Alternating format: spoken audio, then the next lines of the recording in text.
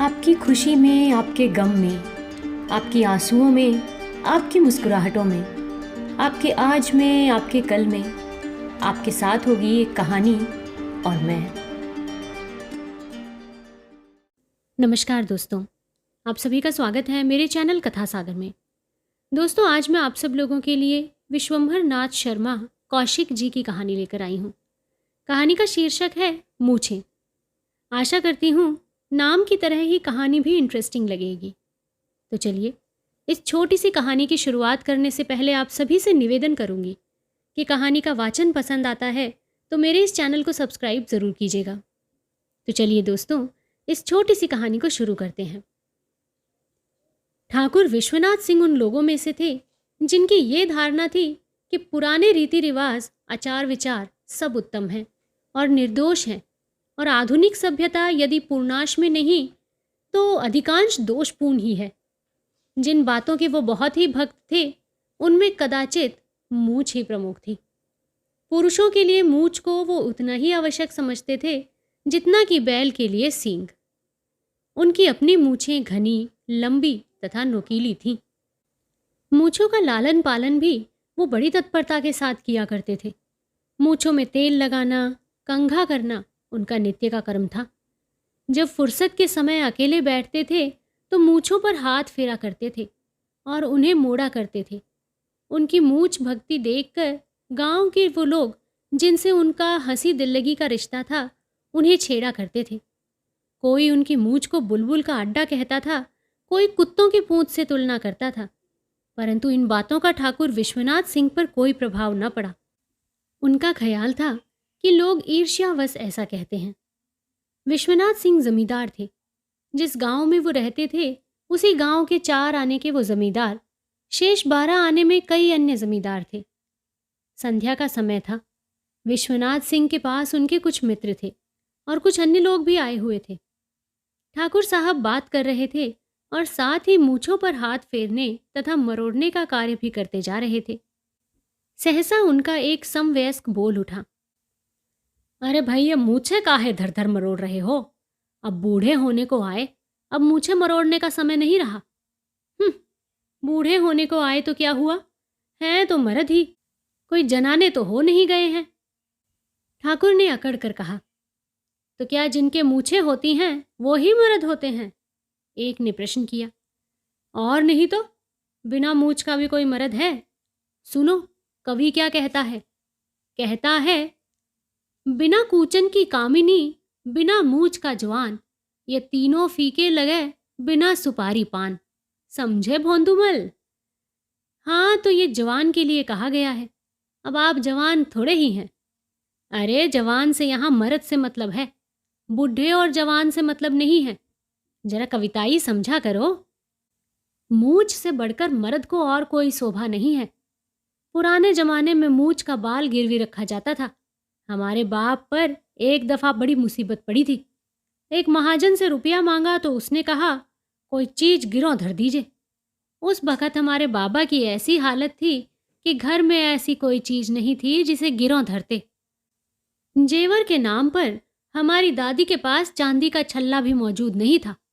जब महाजन को यह बात मालूम हुई तो वो बाबा से बोला, अच्छा, अपनी मूछ का बाल ही गिरों धर दीजिए।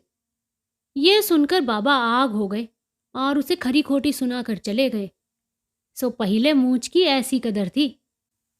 अब आजकल किसी को कहो तो पूरी की पूरी मूछ मुड़ा के धर दे और 2-4 रुपए दे दे। और अब मूछें हैं कहाँ?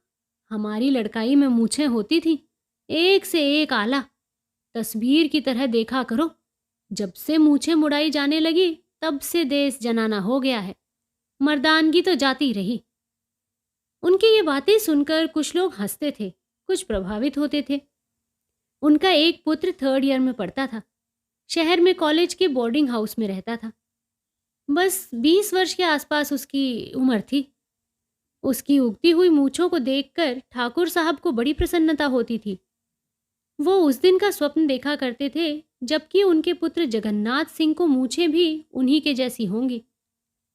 जगन्नाथ सिंह छुट्टियों में घर आया करते थे। एक बार जब वो घर आया तो ठाकुर विश्वनाथ सिंह को ये देखकर फिट पा गया कि जगन्नाथ के होठों पर उस तरह फिरा हुआ है। पहले तो उन्हें अपने नेत्रों पर विश्वास नहीं हुआ, परंतु ध्यानपूर्वक देखने पर जब उन्हें निश्चय हो गया कि मूछें मुड़ाई गई हैं, तो वो आपे के बाहर हो गए। बोले, क्यों रे जगन्नाथ, मूछें मुड़ा डाली क्या? जगन्नाथ बोला, मुड़ाई नहीं है, अपने हाथों से मुड़ी है। इतना सुनते ही ठाकुर साहब का हार्ट फेल होने लगा। अपना चित्त संभालने का प्रयत्न करते हुए उन्होंने कहा, मेरे जीते जी? अरे नालायक, मुझे जिंदा ही मारे डाल रहा है। तू इतना भी नहीं जानता कि जब तक माँ बाप जिंदा बैठे रहते हैं तब तक मूछें नहीं मुड़ाई जाती। यही तुम्हारी पढ़ाई लिखाई है? जगन्नाथ बोला, ये सब पुराने विचार हैं चचा। आजकल की सभ्यता में मूछें रखने व्यर्थ समझा जाता है। ये नई सभ्यता तो मर्दों को जनाना बनाकर छोड़ेगी, और तो कुछ रहा नहीं। बस एक मूछों की लाज बाकी थी, सो उसे भी तुम्हारे जैसे कुल कलंक खत्म किए दे रहे हैं। जगन्नाथ ने पिता को समझाने का प्रयत्न किया, पर उसके समझाने से आग में घी डालने का काम हुआ। और देखो, ये लौंडा उल्टे मुझी को उल्लू बना रहा है। ठाकुर साहब ने इस घटना को इतना महत्व दिया कि उस दिन भोजन ही नहीं किया। जिन लोगों ने सुना और समझाने आए कि आजकल तो सभी मूछें मुड़ाने लगे हैं, लड़के ने मुंडा डाली तो कौन सा बड़ा अपराध कर दिया, उनको भी ठाकुर ने फटकारा। बोले, बाप और माँ सब जिंदा हैं और लड़का मूछें मुंडाए घूमे, ऐसा अंधेर भी कभी सुना है? अरे मर्दानगी और शोभा गई चूल्हे भाड़ में, पर इस बात का तो विचार किया होता कि मेरे माँ बाप जिंदा बैठे हैं। लोगों ने जगन्नाथ से पूछा, मूछें क्यों मोड़ने लगा? अपने बाप का स्वभाव जानबूझकर भी ऐसा गलत काम किया तूने। जगन्नाथ बोला, कॉलेज के हमारे साथी चिढ़ाते थे। एक दिन बाजार गए तो हमारे एक साथी ने उस तरह लिया। छोटे से खूबसूरत बक्स में चमचमाता हुआ देखकर जी ललचा उठा। मैंने भी एक सेट ले लिया। जब खरीद लिया तो उसका व्यवहार भी आवश्यक हो गया। एक वृद्ध सज्जन बोले, यही तो बड़ी बुरी बात हुई ना। उस तरह दुकान दुकान बिकने लगे, इससे और खराबी हो गई है। उस तरह तो पहले भी बिकते थे, आकाश से थोड़ी ही बरसते थे। एक व्यक्ति बोला, गधे हो गधे, पहले ऐसे उस तरह थोड़ी ही बिकते थे कि अपने हाथ से बना लो। अब तो बिलायत वालों ने ऐसे उस तरह चला दिए कि एक बच्चा भी अपने आप बना ले। यही सारी खराबी की जड़ हो गई है। ठाकुर विश्वनाथ ने ऐसा हो हल्ला मचाया कि जगन्नाथ सिंह तौबा बोल गया और उसने निश्चय कर लिया कि पिता के जीवन काल में मूछें कभी नहीं मुंडेगा। ठाकुर विश्वनाथ सिंह और उनके गांव के अन्य जमींदारों में चलती ही रहती थी। एक दिन उनके एक काश्तकार ने आकर शिकायत की, ठाकुर, हमारे खेत की मेड़ के पास एक शीशम का पेड़ है, उसे बलभद्र सिंह काट रहे हैं। क्यों? ठाकुर ने पूछा। जबरदस्ती, और क्यों? जगह जमीन आपकी है, वो काटने वाले कौन हैं?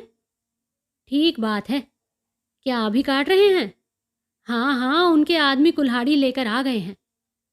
ये सुनकर ठाकुर विश्वनाथ सिंह अपने कुछ आदमियों को लेकर चले।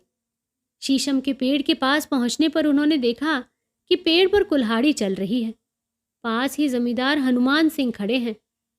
ये देखकर विश्वनाथ बोले, बस खबरदार, अब कुल्हाड़ी ना चलने पाए, अच्छा नहीं होगा। क्यों न चले कुल्हाड़ी? हनुमान सिंह ने पूछा। पेड़ हमारी जगह में है। कुछ घास तो नहीं खा गए हो? ये तुम्हारी जगह है, तुम्हारी जगह वहां खत्म हो जाती है। इस पर कहा सुनी होने लगी। हनुमान सिंह बोले, तो खैर आपकी जगह सही, आपको जो करना हो सो कर लीजिए, हम तो पेड़ कटवाएंगे। विश्वनाथ सिंह बोले, पेड़ कटवाना कौ दिल्ली की नहीं है, लाशें गिर जाएंगी लाशें। अरे जाओ ठाकुर, बहुत बल्फो नहीं, नहीं तो ये गिलहरी की पूंछ जैसी मूछें उखड़वा ली जाएंगी। मेरा नाम है हनुमान सिंह। इतना सुनते ही विश्वनाथ सिंह आग हो गया। अपने आदमियों से बोले, मारो सालों को। उनके साथ के आदमियों में से एक प्रमुख व्यक्ति बोला, ठाकुर, पहले ये निश्चय कर लो कि जगह तुम्हारी है, ऐसे फौजदारी करने से कोई नतीजा नहीं। तब तक पेड़ तो कट जाएगा। विश्वनाथ ने कहा, अरे कट जाने दो, अदालत से पेड़ के दाम भी लेंगे और हर्जाना भी मिलेगा। अदालत की लड़ाई लड़ो, फौजदारी करने में मामला उल्टा हो जाएगा। विश्वनाथ सिंह वहां से चुपचाप चले गए। दूसरे दिन लोगों को यह देखकर बड़ा आश्चर्य हुआ कि ठाकुर विश्वनाथ ने मूछें मुंडवा डाली। लोगों ने कारण पूछा तो ठाकुर बोले, अब मूछें रखने का धर्म नहीं रहा।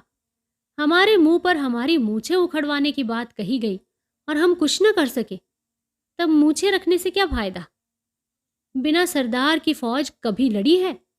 हमारी देह में बल होता और हम लाठी चलाने लगते तो साथ वाले भी भिड़ जाते। जब हम ही कुछ नहीं कर सके तो साथ वाले क्या करते। जगन्नाथ ने मूछें मूंडी थी तब तो उस बेचारे पर बहुत बिगड़े थे। अब उससे भी कह देंगे कि मूछों का जमाना नहीं रहा। ये कहकर ठाकुर ने मूछों पर हाथ फेरा। अब वहां क्या धरा है जो हाथ फेरते हो?